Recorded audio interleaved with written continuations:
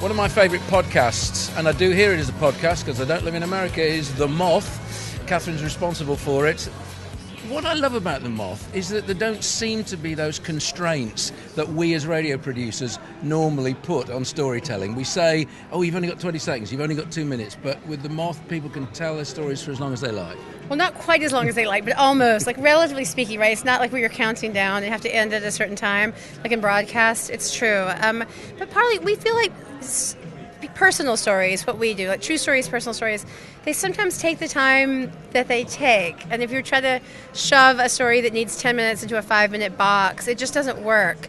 But we find that most people can tell a decent story in like 12, 13 minutes, which is what we normally give people around. But if you went to a British radio network and said, I've got this idea, I want 12 or 15 minutes of airtime, and there's just going to be one voice telling you a story, they would say, no, that's not a very good idea. And I know that because I've done it. Oh, I know. I mean, this is exactly actually how it was in America, too. I think the only reason people gave us a shot, to be honest, was because of Jay Allison. He's our radio producer.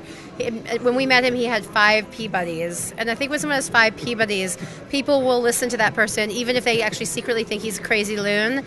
And so because Jay was like, no, this can work and this is how it's going to be, people were willing to give it a shot. And I also have to credit a lot of very visionary programmers like Chris Mannon from WNYC, you know, people who were with us there from the very beginning, who heard versions of it and said, wow, this is crazy, but I think it does work, and who put us on the air, because without them, I don't think we would have ever, at all, we would have never made it.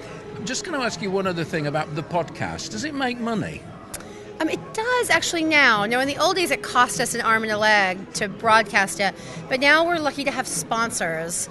And so the sponsorship money pays for both the podcast airwaves, like to send it out, but it also pays for the radio show, which is very expensive to produce.